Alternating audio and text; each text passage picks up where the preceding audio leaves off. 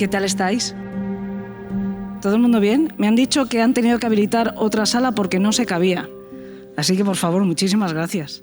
Muchísimas gracias.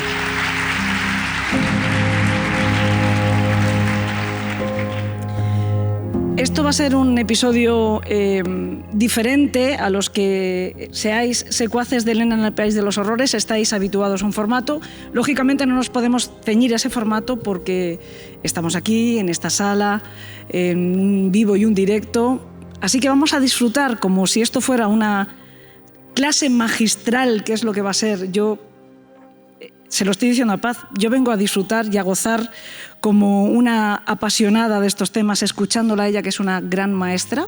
Y después sí que podréis escucharlo dentro de un par de semanas en los canales habituales de Elena en el País de los Horrores, ya con sus sintonías y con toda la parafernalia para que se reconozca como un episodio canónico de este podcast, que, por cierto, no sé si lo han mencionado, yo no me quiero repetir, pero como es de las pocas cosas de las que puedo presumir, pues yo lo voy a decir, que somos el más veterano y el más longevo de la crónica negra, eso que ahora llaman True Crime, en nuestro país. Y yo me siento muy orgullosa y os lo debo 100% a vosotros.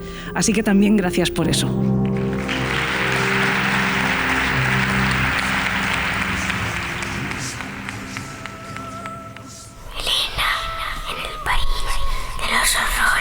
Con Elena Merino.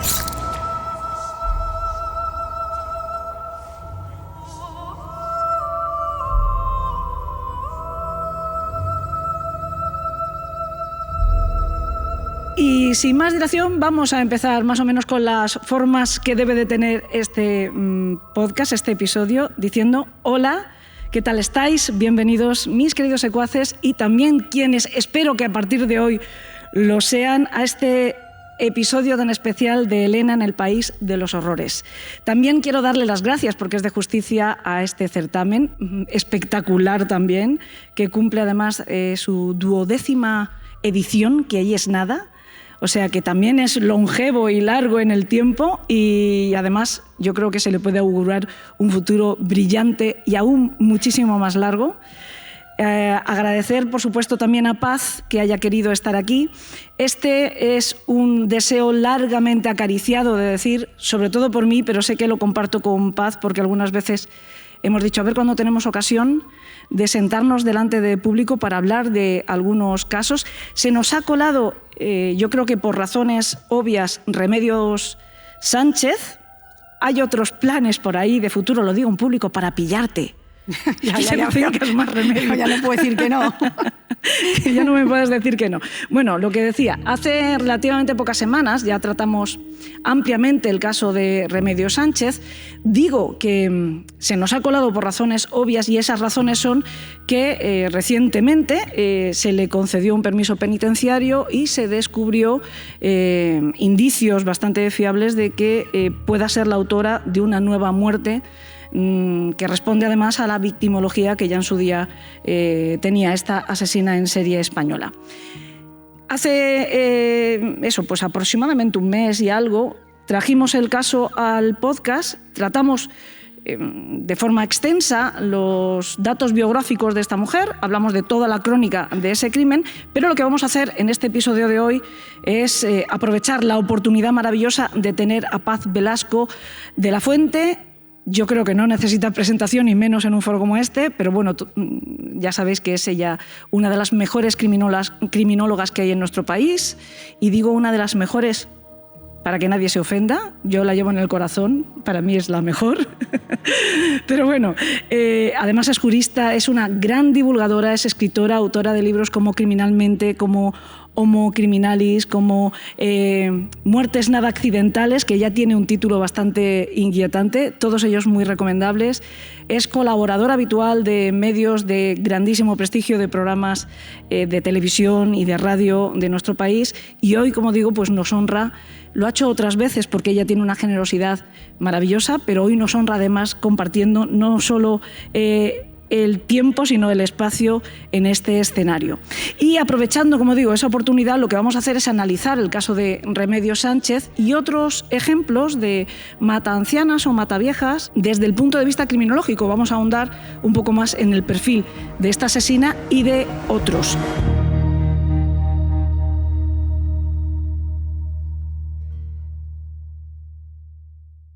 Hablar de Remedios Sánchez nos sirve como percha para descubrir si se trata de un... esto de los mataviejas o de los mataancianas, si se trata de un caso ocasional o de un mote que le ponemos los medios de comunicación a un tipo de asesino o de un tipo de verdad académicamente criminal, no sé cómo decirlo, criminológico o como queramos señalarlo. Si en los manuales aparece dentro de las categorías de los distintos tipos de asesinos seriales, los mataancianas o mataviejas. Obviamente, no hace falta que os lo defina. Nos referimos a un asesino que mata en serie a un perfil muy concreto de víctimas, que serían las ancianas.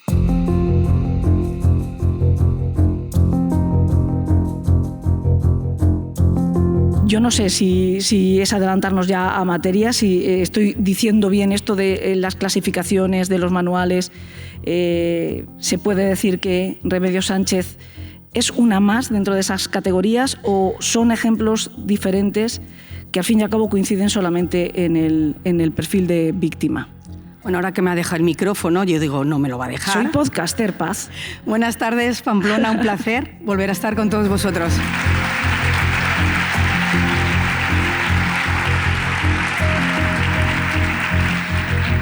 Exacto, he traído una imagen de asesinos múltiples seriales, es decir, asesinos en serie, personas que matan a más de 2 víctimas en momentos temporales diferentes y en escenarios diferentes. El hecho de que maten a ancianas está vinculado a la motivación y está también motivado a algún tipo especial, bien de simbolismo, de vulnerabilidad, de oportunidad para ser seleccionada. Estos 4 asesinos, 2 mujeres y 2 hombres, como veis aquí, de los que ahora hablaremos, todos ellos han matado a ancianas y cada uno ha matado a esas ancianas por una razón diferente, de modo que ¿qué es lo que tienen en común? La víctima, pero la motivación de cada uno de esos asesinos es completamente diferente, aunque la víctima sea la misma, el mismo tipo de víctima, mujeres entre los 70 y los 90 años.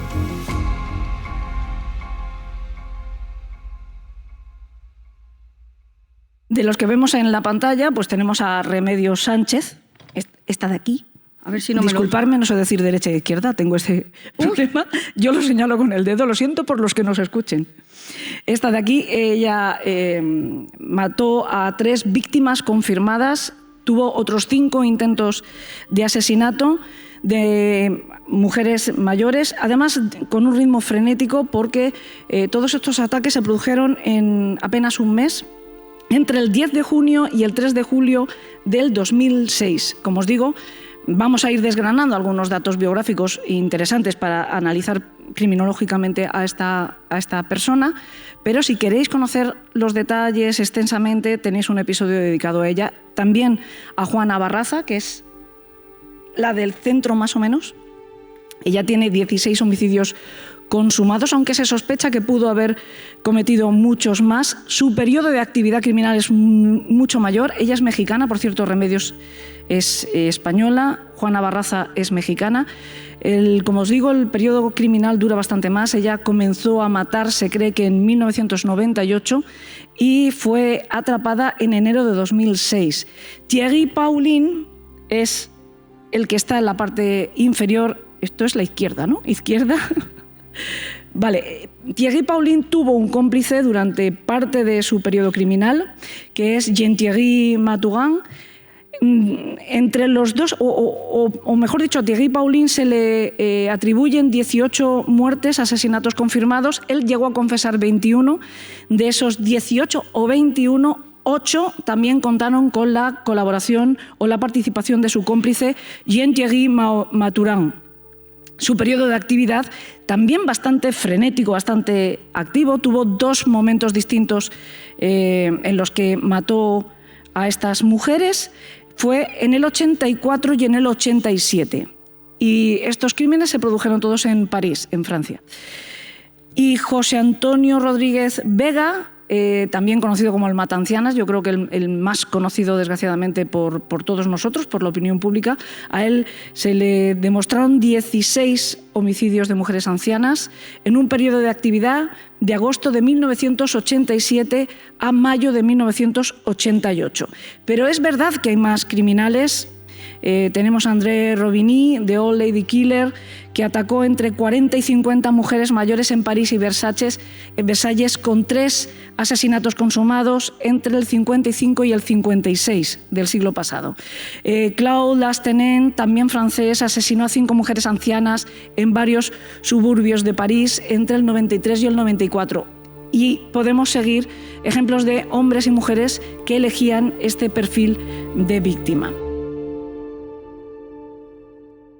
Por eso, la primera pregunta sería esa, si teniendo este factor en común se puede hablar de un subtipo criminal o es simplemente una etiqueta que ponemos los medios de comunicación para referirnos a estos criminales. Hemos dicho, y los podéis ver aquí, estos 4 asesinos en serie, 2 hombres y 2 mujeres. Cumplen los requisitos de ser asesinos en serie por las 3 características que he comentado antes. ¿Y en qué coinciden los 4? Coinciden en la selección victimal, es decir, asesinan a ancianas. Sin embargo, cada uno tiene una motivación diferente para asesinar y un periodo también diferente. ¿Qué es lo que ocurre con la prensa? Bueno, pues los periodistas, y que nadie se me ofenda si hay más periodistas aparte de ti, bueno, pues hay que vender ejemplares, hay que llamar la atención y muchas veces se tiende a poner o a bautizar, esto en Estados Unidos lo llevan haciendo desde los años 50 con William Heirens, el asesino del pintalabios, poner un nombre al asesino que esté vinculado a sus crímenes. Claro, en estos casos son la Matayayas en Cataluña, la Mataviejas Rodríguez Vega, pero ¿qué tienen en común? La víctima. Después diremos cuáles son las diferencias, porque es más importante en este caso qué les diferencia que qué es lo que les une. En la práctica de un criminólogo a la hora de hacer esa clasificación, ¿qué tenéis en cuenta? O sea, ¿buscáis el patrón? ¿Cómo distinguís cuándo existe un patrón o cuándo es una casualidad? Estás mencionando, ¿no?, que hay distintas motivaciones. ¿Se puede considerar que el hecho de que haya distintas motivaciones supone que, por lo tanto, la victimología en estos distintos asesinos es una casualidad? ¿Qué factor determina cuándo es un patrón o una casualidad? Los analistas de la conducta, los profiling, los perfiladores, porque tienen diferentes nombres, utilizan una técnica conocida como el linkage analysis, es decir, el análisis de casos para encontrar esa vinculación. La casualidad consiste en que de repente haya 2 crímenes donde aparecen algunas características similares.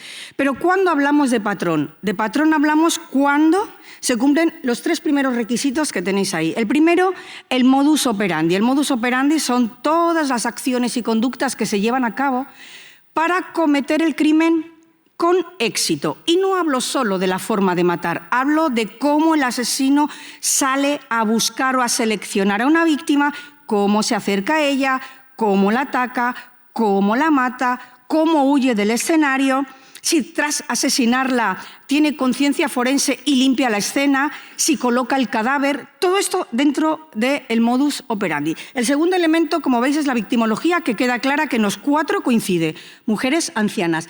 En tercer lugar, la firma es un elemento que no está en todos los asesinatos que suponen multicidios. Siempre se repite, por supuesto, el modus operandi y la victimología. La firma es la huella psicológica, la evidencia conductual que el asesino o la asesina deja bien en la escena del crimen o incluso en la propia víctima para mostrar sus fantasías, sus necesidades psicológicas, sus frustraciones, sus emociones. Y en estos casos son los analistas de la conducta los que tienen que interpretarlas, porque yo siempre digo una cosa y empiezo así mis clases de perfilación criminal en la universidad. Toda escena de un crimen cuenta una historia que hay que saber leer e interpretar. ¿Con qué elementos? con los que tenemos en color blanco. Y por último tenemos el geoperfil, que lo que nos indica, la geoperfilación criminal, nos indica cuál es el patrón geográfico de un asesino. Este es el patrón geográfico de Remedios Sánchez en sus crímenes. 3 asesinatos, 5 intentos de homicidio. Fijaros, el círculo azul enmarca todas las zonas donde actuó Remedios Sánchez. El círculo rojo es donde vivía Remedios Sánchez. Al círculo azul se le conoce como la teoría de David Kanter, el círculo de David Kanter, que determina en qué lugar puede vivir el asesino. ¿Y cómo se determina este lugar? Bien, se coge la escena del crimen más alejada la una de la otra, se traza una línea recta y en el centro de esa línea se traza un círculo. La teoría del círculo de Kanter dice que el asesino vivirá dentro del círculo. Como veis, Remedios Sánchez vivía en el círculo rojo. Segundo elemento importante, el lugar donde Remedios Sánchez trabajaba, la zona del círculo verde. Y en tercer lugar, la zona donde Remedios Sánchez solía ir a jugar a las máquinas tragaperras, el círculo amarillo. Si os fijáis, todos los crímenes se cometen dentro de este círculo azul, dentro del patrón geográfico de Remedios Sánchez. ¿Y esto qué quiere decir? Esto quiere decir que hay un punto de anclaje, que es el domicilio de Remedios Sánchez y el lugar donde trabaja. De modo que donde atacaba Remedios Sánchez eran lugares que estaban cerca de su punto de anclaje. Déjame que explique para las personas que solo estén escuchando este podcast que lo que hemos visto es un plano de Barcelona, que era donde actuaba, o de una zona concreta de Barcelona donde actuaba Remedios Sánchez, con estas marcas que ha indicado Paz.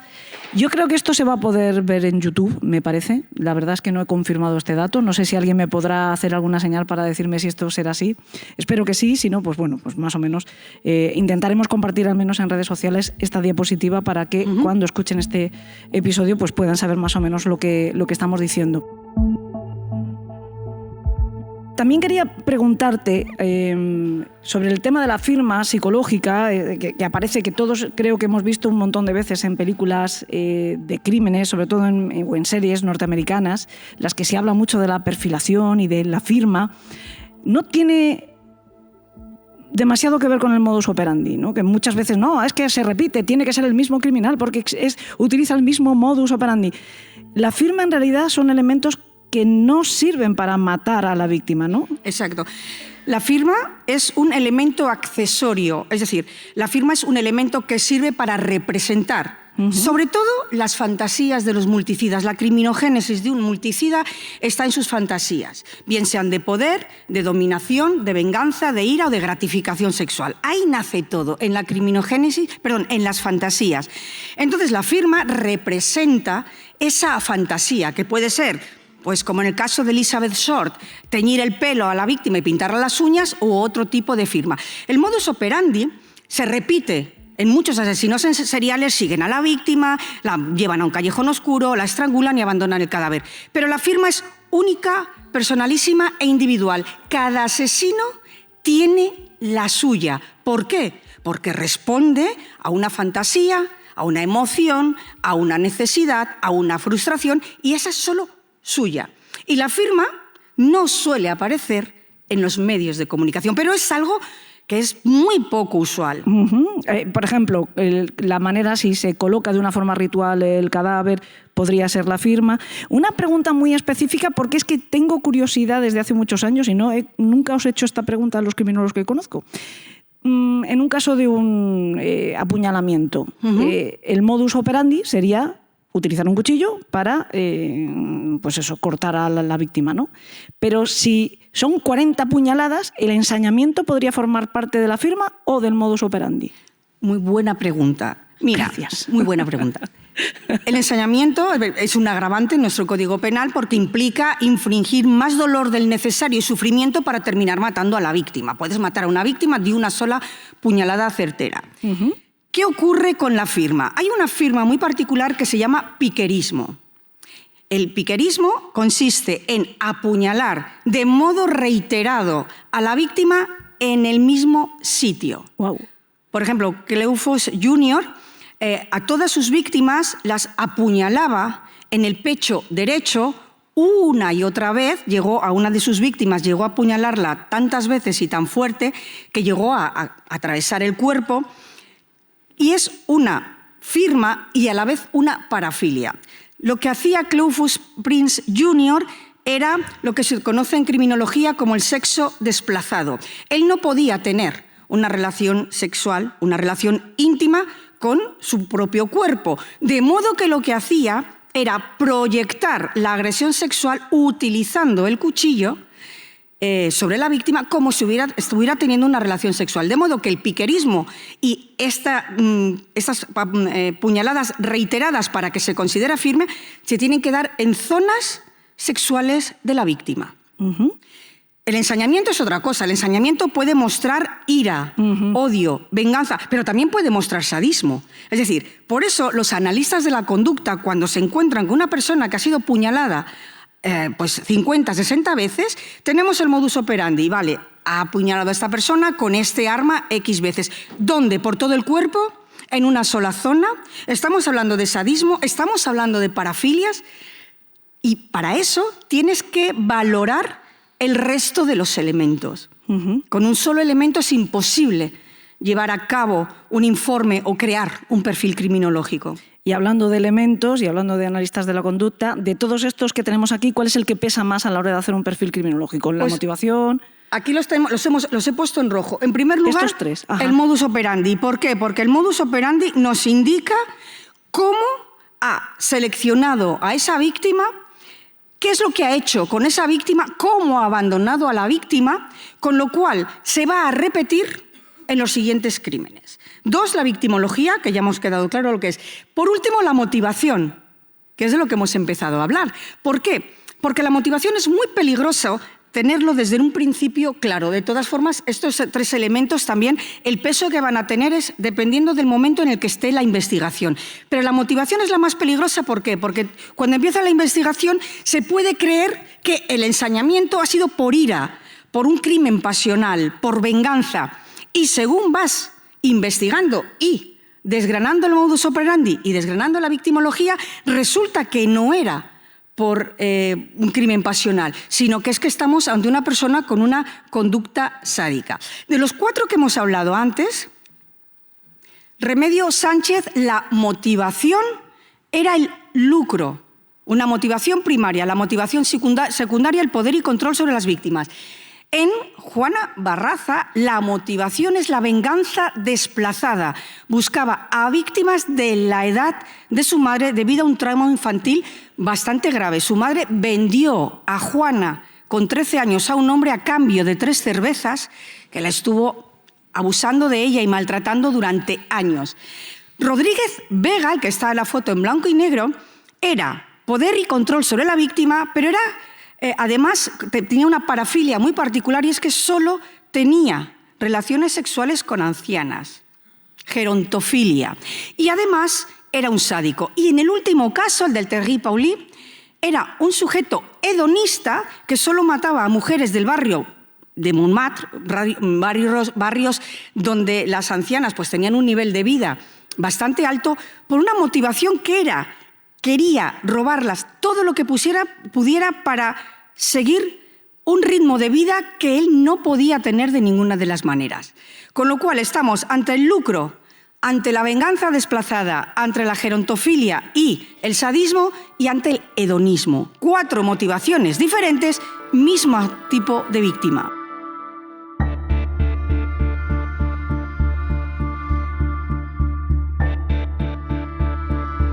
Si te parece, nos vamos a ir centrando en el caso que queremos analizar un poco más en profundidad hoy, que es el de Remedios Sánchez. Por haceros un pequeño, una sinopsis de la vida de esta mujer, os contaré que ella nació en Dormea, en Boimorto, en A Coruña. Era la tercera de 12 hijos en una familia humilde, una familia de campesinos que para poder alimentar a todas esas bocas tenían que trabajar de sol a sol. Por eso, realmente, cuando tenía 16 años, Remedios tiene que emigrar a Barcelona para ponerse a trabajar y suministrar un sueldo más en la casa. Parece que se va con su familia, pero esto yo no lo he tenido nunca demasiado claro, no he conseguido el dato más fiable. Parece que sí se va con toda su familia, o ella llega primero y después llegan también el resto de sus parientes. El padre del caso es que se tiene que acabar marchando a Alemania para poder mantener a su familia tan numerosa.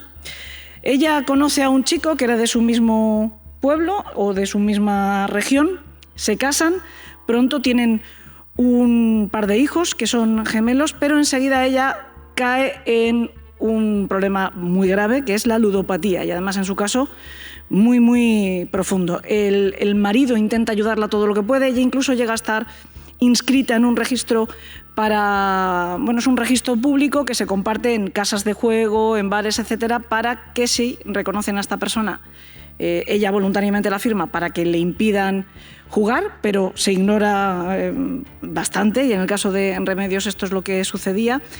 Al final la situación familiar es insostenible porque se gasta su sueldo, el sueldo de su marido, empieza a pedir dinero a vecinos, amigos, etcétera, y acaba en divorcio. Los hijos, de hecho, no quieren quedarse con ella, se van con su padre. Poco tiempo después conoce a otra persona, se enamora, decide irse a vivir con él.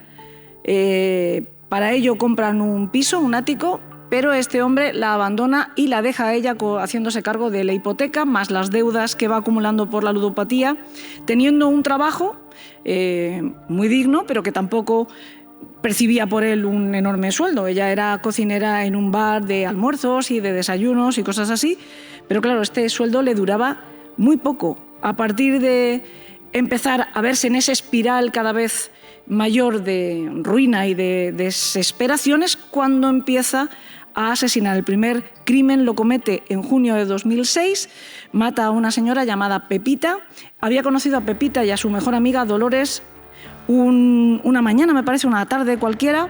Se había acercado a ella, se había hecho pasar por argentina, se las había camelado, se había hecho la simpática, la amistosa, y de hecho había conseguido incluso que le diera su número de teléfono y su dirección Pepita, y es lo que utilizó para hacerle una visita, y aprovechó cuando le franqueó la puerta para acabar con su vida. Lo intentó después con Dolores, pero Dolores estaba tan triste por la muerte de Pepita, de su mejor amiga, que no quiso ni siquiera pasar un rato con esta joven a la que prácticamente no conocían. Después de este ataque, como os he comentado antes, siguieron otros 7, 3 de ellos consiguió el objetivo, que era, además de matarlas, además de robarles, asesinarles. Algo que hay que decir es que se llevaba poca cantidad de dinero de todas estas casas, porque tampoco estas mujeres tenían grandes fortunas, ni muchísimo menos. Paz, ¿qué factores de riesgo aparecen aquí? ¿Cuál es de verdad el factor que puede servirnos un poco como advertencia para este tipo para la posible existencia de otro criminal de este tipo? Como estamos hablando de Remedios Sánchez, nos vamos a centrar en los factores de riesgo de Remedios Sánchez. Los factores de riesgo, desde el punto de vista de la criminología, son fundamentales porque son los que nos ayudan a prevenir los delitos, las conductas delictivas, los crímenes, los maltratos, las agresiones sexuales. Y hay de dos tipos: los factores de riesgo estáticos, que son los que no cambian, y los factores de riesgo dinámicos. Bueno, pues en el caso de Remedios Sánchez nos encontramos con ambos. Y la unión, la simbiosis entre estos factores son los que convierten a Remedios Sánchez en una asesina, y ya lo digo, que es incapaz de vivir en sociedad sin que vuelva a matar. Dirá que claro, lo tienes. Vamos a ir explicándolo para que veáis por qué Remedios Sánchez ha vuelto a reincidir y por qué, si volviera a salir, pero bueno, ya será muy mayor y el factor edad pesa mucho, volvería a cometer de nuevo otro crimen.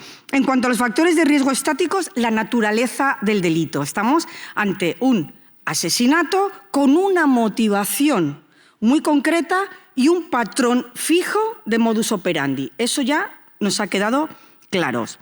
Rasgos de personalidad. ¿Ante qué rasgos de personalidad nos encontramos?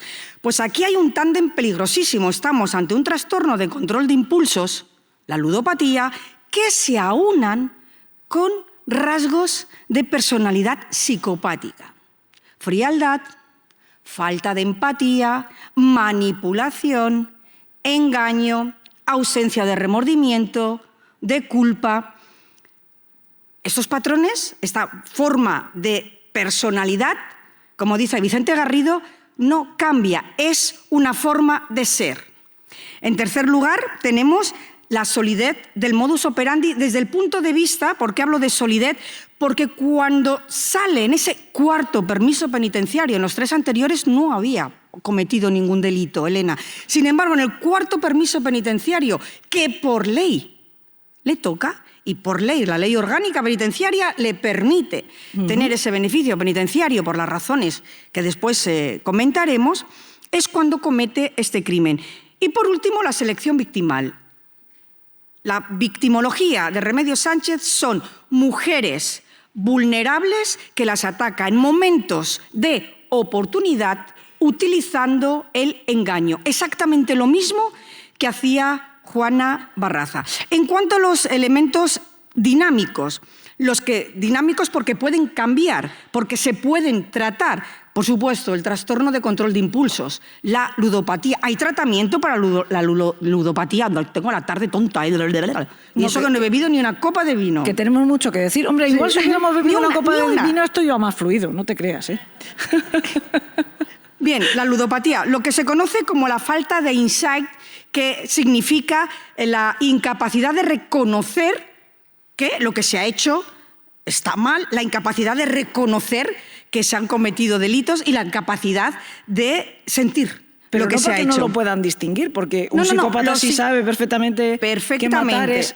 Los matar psicópatas es malo. saben no se hace. lo que hacen, pero quieren hacerlo por diferentes razones. Pero sí que es verdad que suelen desviar la culpa, ¿no? Siempre. No solo desvían la culpa, sino que normalmente la gran mayoría de psicópatas, por ejemplo Angie, que yo estuve en el juicio de Angie, yo no sé de lo que me está hablando, yo no he sido, y lo primero que dijo Remedios Sánchez cuando comenzó el juicio en la audiencia en Barcelona fue: de lo que se me culpa es un gran error, yo soy completamente inocente, y ya había muchísimas pruebas que demostraban que Remedios Sánchez había estado en los diferentes escenarios donde cometió los crímenes. Y por último, la minimización, es decir, bueno, es que hay muchas ancianas, es que eso también lo dijo Ted Bundy, es que hay muchas ancianas, es que total, además las ancianas, ¿qué aportan a la sociedad? ¿Qué aporta una persona que ya no trabaja, que no es útil profesionalmente? Entonces, esa minimización que lleva a la cosificación de las víctimas.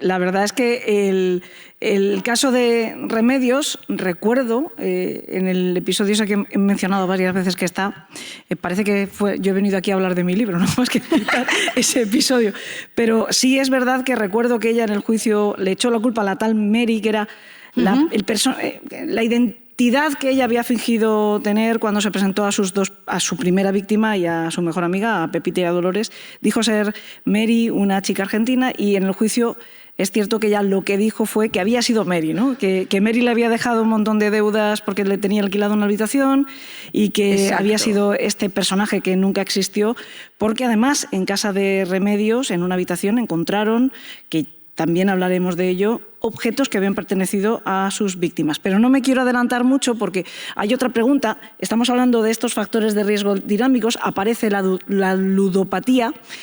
A mí me gustaría saber si el hecho de que esta mujer tuviera este trastorno de falta de control de los impulsos explica algo más que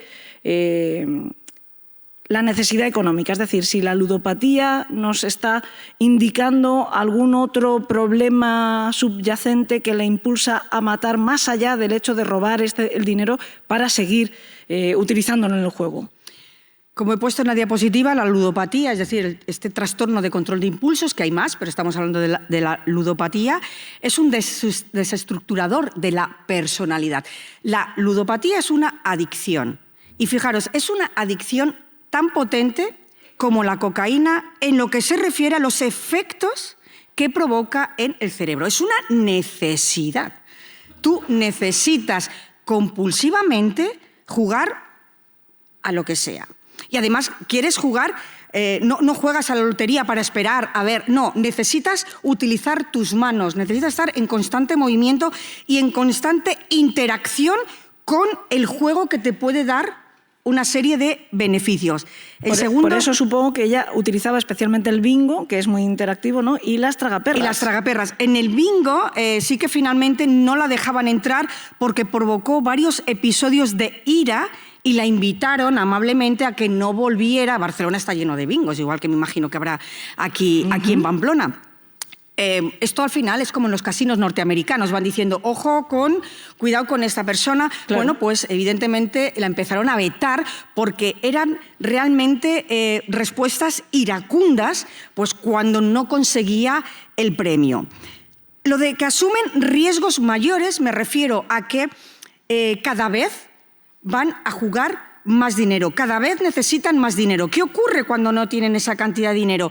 Empiezan a pedir prestado, pero cuando ya no pueden pedir a nadie más dinero prestado, pueden surgir las conductas delictivas. Lo mismo que le ocurre a un drogodependiente que cuando ya no puede conseguir ese dinero para lo que necesita a diario, pues va a comenzar a cometer conductas delictivas para obtener lo que necesita para comprar su dosis. Y en tercer lugar, algo muy interesante en la ludopatía, lo que se conoce como distorsiones cognitivas. Llega un momento en los ludópatas que lo que ocurre es que dicen, hoy sí que voy a tener suerte y además voy a recuperar todo lo que he perdido. Cosa que lamentablemente no ocurre. Cuando se unen estos tres elementos, son factores predictores de una posible conducta delictiva, en el caso de Remedios Sánchez, extremadamente violenta. O sea, esto serían como las indicaciones tempranas a esta escalada de violencia que Correcto. Nos vamos a encontrar después.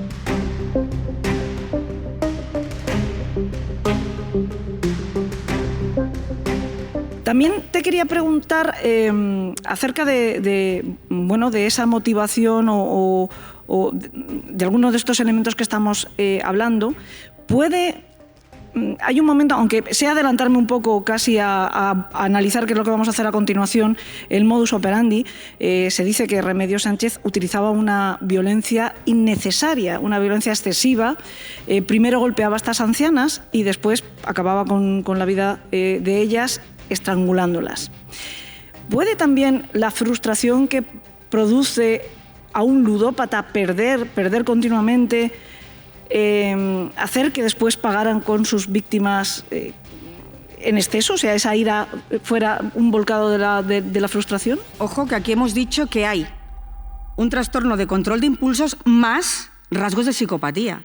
Yo no voy a decir jamás, porque no es cierto, que una persona que tiene este problema se vaya a convertir en un asesino, por favor. A ver si luego al final, que ya me han tirado las redes no sé cuántas veces por hablar de ciertas cosas, por favor, vamos a hablarlo bien. No, son dos cosas distintas. Tiene un trastorno de control de impulsos, es ludópata más rasgos de psicopatía. Es decir, es una bomba de relojería. Pero este cóctel puede hacer que efectivamente... Lo ha hecho, de hecho, Remedios Sánchez va siguiendo una trayectoria, empieza una escalada poco a poco delincuencial hasta que llega un momento en el que esa escalada no puede más. Es como cuando hay fantasías recurrentes que llega un momento en que ese asesino ya sale a la calle a buscar una víctima, cuando Remedios Sánchez se ve sin dinero, con una hipoteca que además se ha alargado su pareja, la ha dejado con una hipoteca, sus hijos no la hablan, ya está divorciada. Ella trabaja de cocinera en un restaurante al lado de la Comisaría de Policía Nacional de Barcelona. Todos los días los policías nacionales iban a comer la famosa tortilla de patata de la Reme. La querían mucho, además. Todos los días. Y salía en pantalla lo que estaba pasando, decía, hay que ver qué gente hay por ahí, ¿cómo puede haber gente tan malvada? Además, esto también forma parte de esa fachada compensatoria de las personas con rasgos psicopáticos. Y tenía además muy calado en el corazón a sus propios empleadores, le tenían mucho aprecio, consideraban que era una mujer seria, formal. Ese lado de Remedios Sánchez era brutal, era una trabajadora excelente, trabajaba muchísimas horas, nunca se quejaba, trataba muy bien a los clientes. Entonces tú vas allí, comes esa tortilla de patata, que todo el mundo conocía la tortilla de patata de la Reme. Evidentemente, no sospechas en ningún momento que detrás de esa fachada prosocial de mujer simpática, que hablaba con todo el mundo, sus jefes dijeron, aunque tuviera un mal día, aquí jamás se la notaba, que detrás se escondiera una brutal asesina en serie.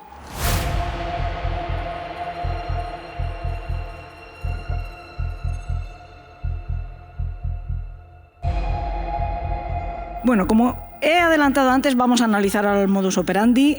Remedios Sánchez utilizaba el engaño, lo hemos estado diciendo, se hacía pasar por otra persona, se hacía la encontradiza con estas mujeres, se hacía pasar por la novia de un vecino o por la inspectora del gas para ganarse la confianza de las víctimas, conseguía de este modo que le abrieran la puerta, no tenía que utilizar la violencia para penetrar en las casas y de esta manera pues utilizar un escenario del crimen bajo control también, porque estaba dentro de un domicilio y no tenían por qué verla. En todo caso, escuchar quizá la violencia que se producía en estos ataques. El ataque físico era directo. Una vez que conseguía penetrar en la casa, cruzar el umbral, iba por estas mujeres, les caía encima. Era una mujer bastante fuerte, era una mujer no grande ni mucho menos, pero sí con fortaleza física. Era una mujer potente, muscularmente potente. Es que todavía está entre nosotros. Sí, pero quiero decir, yo ahora mismo no sé si la mujer estará un poquito, pues yo también con el paso de los años me he quedado un poco más fofa. Ha vuelto a repetir el patrón, o sea que... No sé. Bueno, lo que utilizaba para matar era la estrangulación o asfixia, o bien utilizaba toallas o trapos o cualquier objeto que encontrara en la propia casa, incluso un tapete de ganchillo. Lo que hacía era apretar el cuello de las víctimas hasta que las asfixiaba. Pero, por ejemplo, cuando hablamos de ataque violento, pues hablamos, por ejemplo, de golpear con tal fuerza a una mujer, de llegar a incrustarle la cabeza en el sillón de su casa, ¿no? Por ejemplo, ¿no? Para que nos hagamos una idea. Después de asesinarlas era cuando buscaba pues, joyas, dinero metálico que pudiera haber en la casa, tarjetas bancarias también, libretas bancarias y... El último rasgo que podría considerarse, no sé si estaría dentro del modus operandi, sería escalada, este frenesí que se va produciendo, que cada vez acorta más el tiempo entre un ataque y otro. Sobre estas cuestiones que estamos mencionando, esta descripción del modus operandi, ¿qué nos cuenta? ¿Qué nos dice? ¿Que había una planificación? ¿Remedios Sánchez planificaba detalladamente sus crímenes? ¿O no? ¿O se dejaba llevar un poco por los impulsos? Pues eso, perdía en el bingo, perdía en las tragaperras e inmediatamente quería más recursos para seguir gastando y encima iba con esa ira acumulada. En cuanto a la planificación versus impulsividad, ambas aparecen en Remedios Sánchez. Remedios Sánchez es una asesina instrumental. Juana Barraza es una asesina emocional. ¿Qué quiere decir que es una asesina instrumental? Quiere decir que utiliza la violencia para matar no como un fin en sí mismo, sino como un medio para lograr un objetivo. Dejar a la anciana pues, tirada en el suelo, inconsciente, para que ella tuviera pues, tiempo para buscar joyas, dinero en la casa, etc. Entonces, hablamos de planificación cuando se acerca a la anciana, la dice si necesita ayuda, mire, si quiere la llevo las bolsas, se presenta como una vecina diciendo tienes una tirita, me puedes dar un vaso de agua. Es decir, este engaño y esta manipulación a personas que son confiadas, personas que viven solas y que en muchas ocasiones, Elena, están deseando hablar con alguien.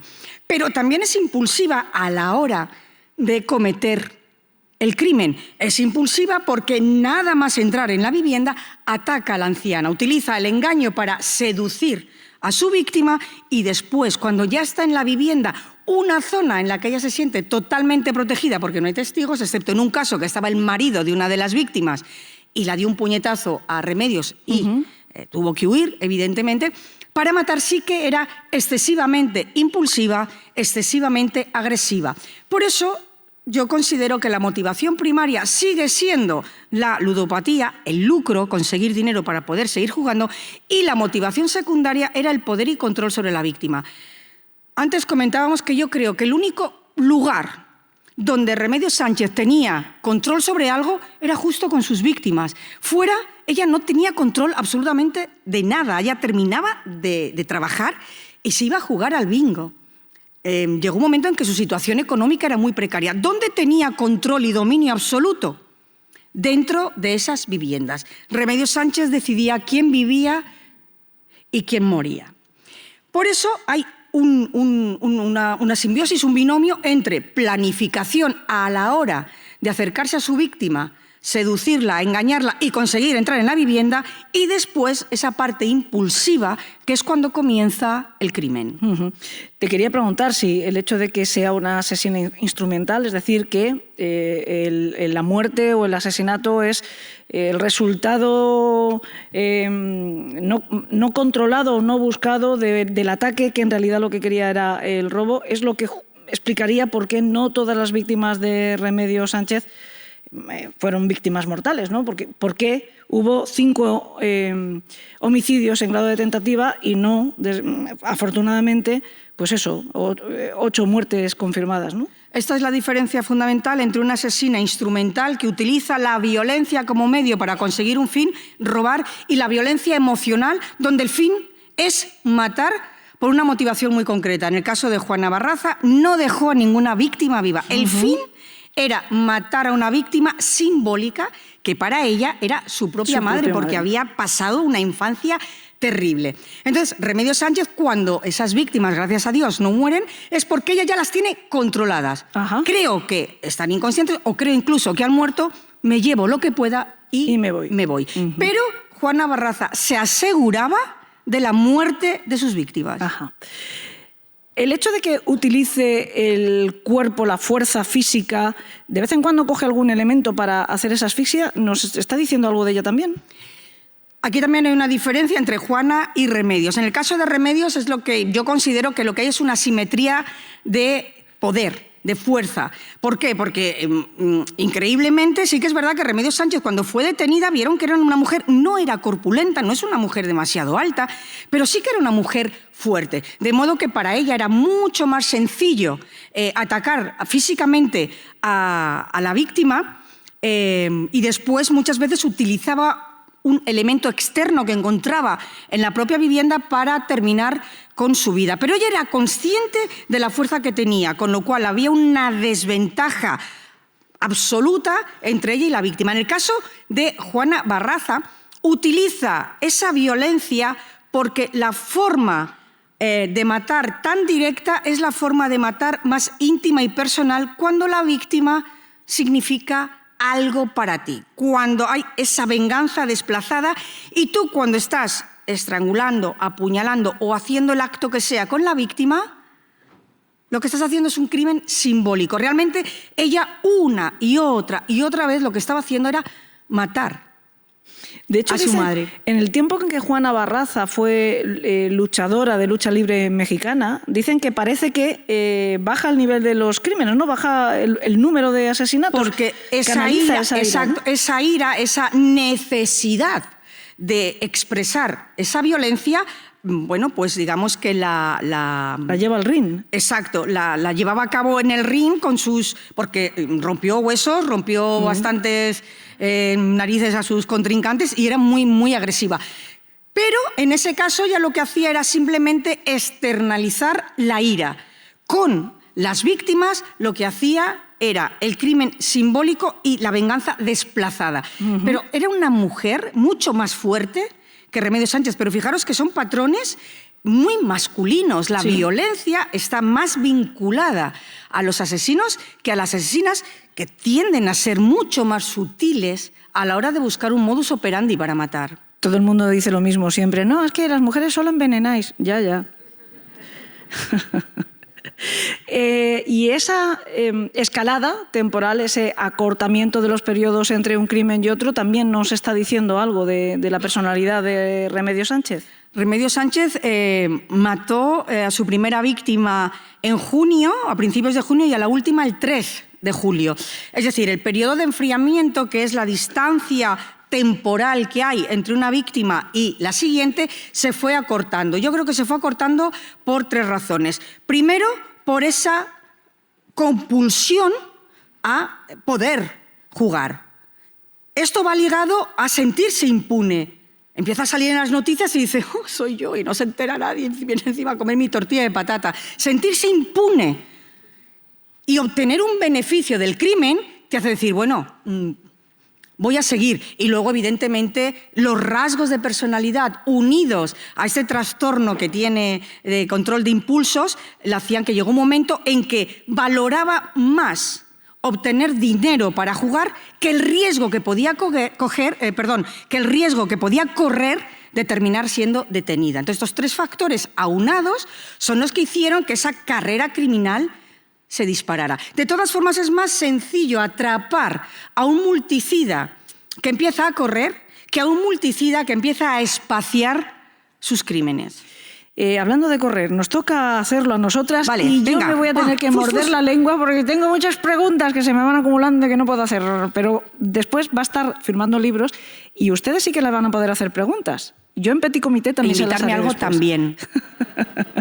Bueno, vamos a la firma psicológica, que también hemos hablado de que es uno de los elementos que se tienen en cuenta a la hora de hacer el perfil criminológico. ¿Decías tú de antes de vinos? ¿Qué dices de vino? Yo no sé si es vino o algo que me haya una aquí hay agua, extraña. qué sosos. Bueno, la firma psicológica. Vamos a... Que ya me han puesto nerviosa cuando me han dicho, te quedan 10 minutos. He dicho yo, ay, Dios mío. Vale. Hemos hablado de violencia excesiva, hemos hablado de que existen esos golpes previos que da antes de estrangular a sus víctimas. Y hay otro elemento que aparece en el perfil o en la historia, en la biografía criminal de Remedios Sánchez, que a mí me rompen los esquemas cuando me dice Paz, no, pero es un asesino instrumental, que es la conservación de objetos, de souvenir o de trofeos. ¿Cómo casamos todo esto en el perfil de una asesina instrumental? ¿Qué diferencia hay, entre otras cosas? O sea, si es instrumental, no tendría que llevarse souvenirs, ¿no? Se llevaría el dinero y ya está. ¿O cómo es? En el caso, vamos a diferenciar. He puesto 3 imágenes. La primera sería simplemente el concepto de botín, es decir, el valor económico de lo que una persona se lleva cuando ataca a una víctima. La segunda y la tercera imagen son reales. La segunda es una fotografía de Harvey Murray Gladman, un asesino en serie de Los Ángeles. Y esta es una de las fotos que hacía a sus víctimas. Un souvenir. ¿Qué es un souvenir? El souvenir te recuerda el acto criminal o la actividad criminal entera y sirve para rememorar el crimen, alimenta las fantasías. Pero luego tenemos los trofeos. La habitación famosa roja de José Antonio Rodríguez Vega, el mataancianas de Santander. Los trofeos van mucho más allá. Los trofeos te recuerdan un momento concreto del acto criminal. Muchos asesinos en serie norteamericanos, sobre todo de la época 70-80, se llevaban algo de incluso alguna parte del cuerpo de la víctima, como Jerry Brudos, que se llevaba los pies de sus víctimas, los pies, sí, y los zapatos. Pechos, sí. ¿Qué significa el trofeo? El trofeo significa la validación del poder y el control sobre la víctima, es un signo de victoria y es coleccionar lo que te has llevado de tus víctimas. Entonces, en el caso de Remedios Sánchez, lo que tenía guardado en casa lo tenía dividido en 2 sitios. Tenía en la mesilla de su casa joyas muy particulares y en joyeros, porque en algunas casas se llevó los joyeros enteros, joyas que la intención, supongo, sería irlas vendiendo poco a poco, que según ella las robó Mari. Entonces, ¿por qué se llevaba trofeos? Ella se llevó trofeos porque para ella, como he dicho, que la motivación secundaria es el poder y control sobre las víctimas, lo que significaba era una victoria de poder o tener la capacidad de matar, salir impune. ¿Ya me toqué ir? Sí. Es que yo cada vez que lo veo le temo. Aparece por ahí, es que no lo estáis viendo vosotros. Vale, pues esto, ya está, sí. Regidor nos va diciendo, temblad, tenéis 5 minutos. Así que, chuta. Ya está. ¿Sí está? Sí, ya he hecho no sé yo si nos ha quedado muy claro ya esto. he hecho la diferencia. Entonces, pero souvenir y trofeo... no es lo mismo. ¿No es lo mismo? No, porque cada uno tiene una función diferente. Ajá, Mira, vamos a poner un ejemplo mundano. Como ya no nos queda tiempo y no vamos a acabar, me da lo mismo. Nos vamos todos a Italia. Nos vamos tú y yo a Roma. ¿Y qué nos traemos de Roma? Pues yo me traigo una postal y tú te traes, pues, un coliseo. La servilleta de un restaurante. Eso es un souvenir que nos va a recordar a las dos, ¿sí?, que hemos ido a Roma. Ajá. Toda la actividad criminal. Pero tú resulta que te pierdes por la noche con un italiano. Vaya, hombre. Te voy a poner a ti porque mi marido está ahí. Tú te vas con un italiano y esa noche le dices, me voy a llevar tu corbata. ¿Qué te va a recordar la corbata? Trofeo. Un acto concreto de ese viaje. Esa es la diferencia. Uno te sirve para rememorar el viaje y alimentar tus fantasías, jolín, me gustaría volver otra vez. Y otra te recuerda un hecho concreto, que si tú cada vez que vas a un sitio te traes una corbata de la persona con la que estás, entras a coleccionar objetos de control y poder y de victoria. Mira, este aquí, este en Hungría, este en Alemania, este en Italia. Ahí lo dejo. Parezco una capitana de barco, un amante en cada puerto. Qué bien. El siguiente punto sería analizar la victimología, pero es verdad que hemos estado hablando de ella en varios momentos.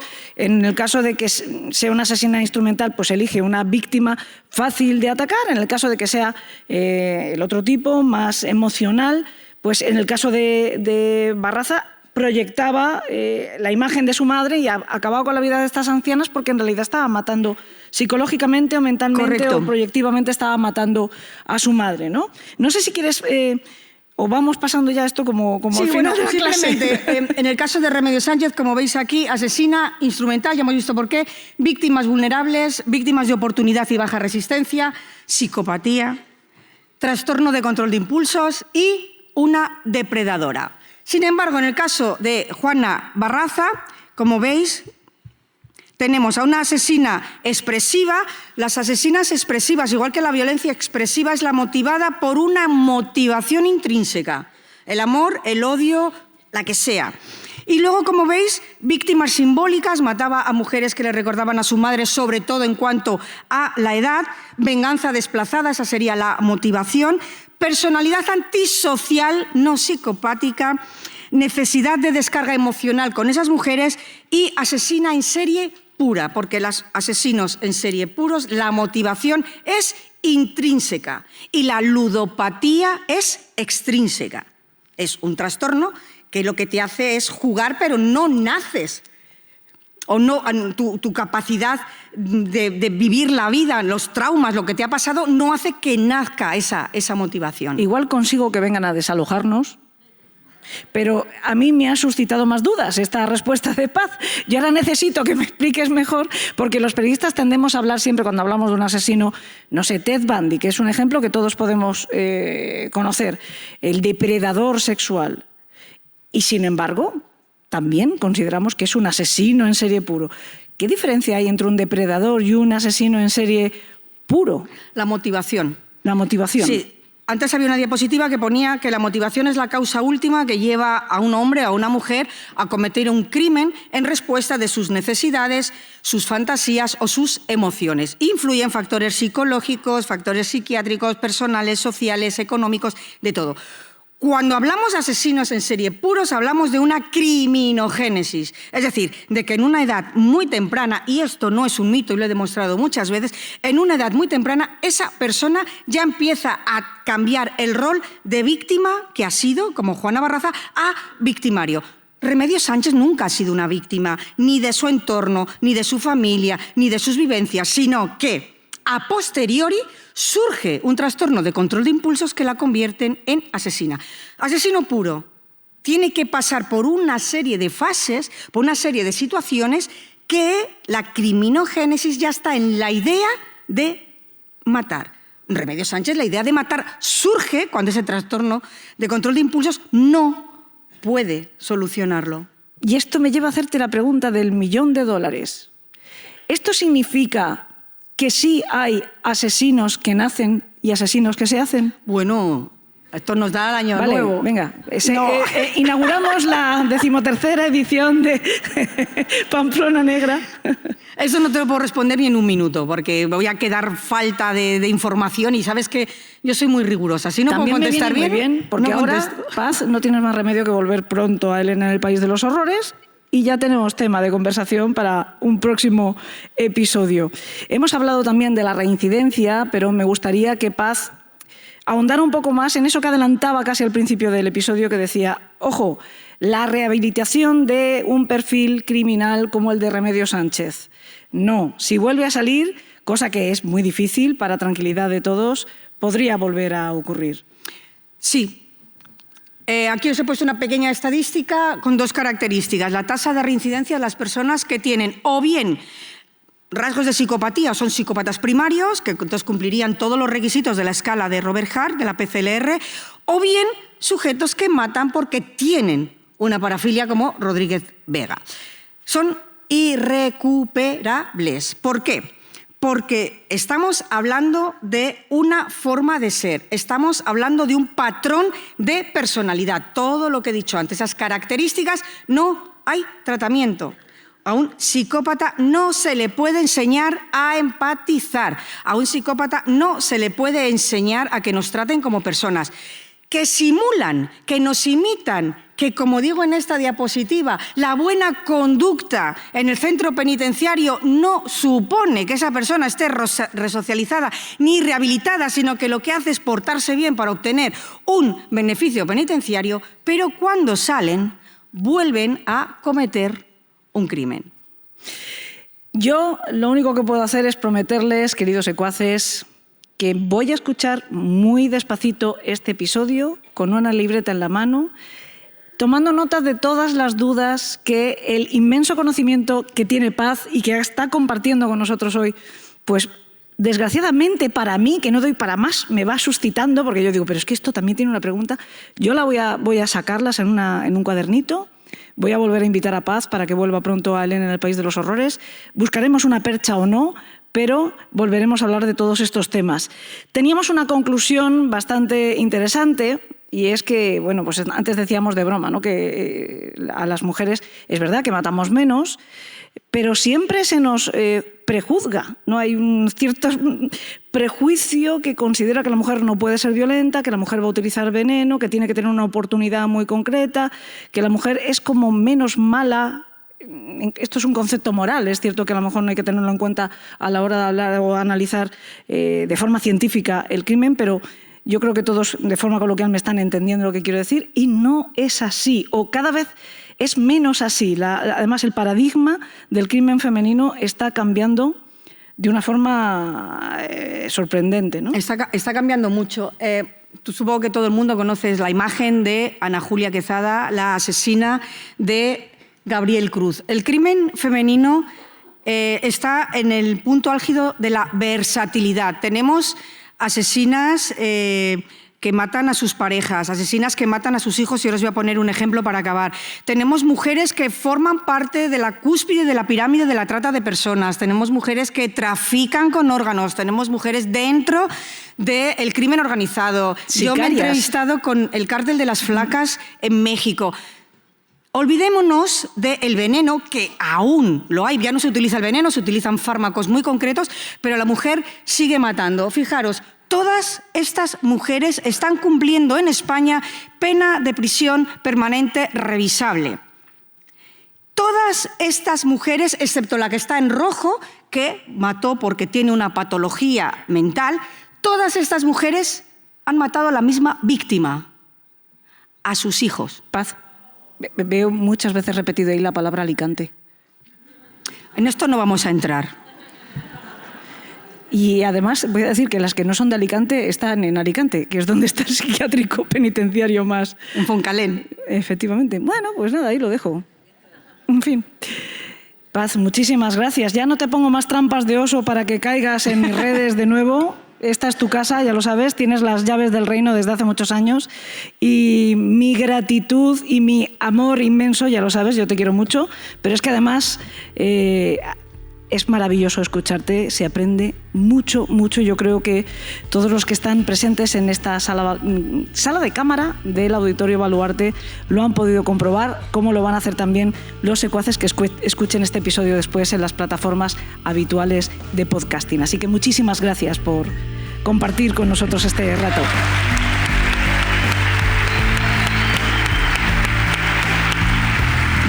Déjame, Susana, simplemente que les dé las gracias también a los que nos han acompañado y, por supuesto, a ti y a Pamplona Negra. Y ya está. Que tengan dulces sueños.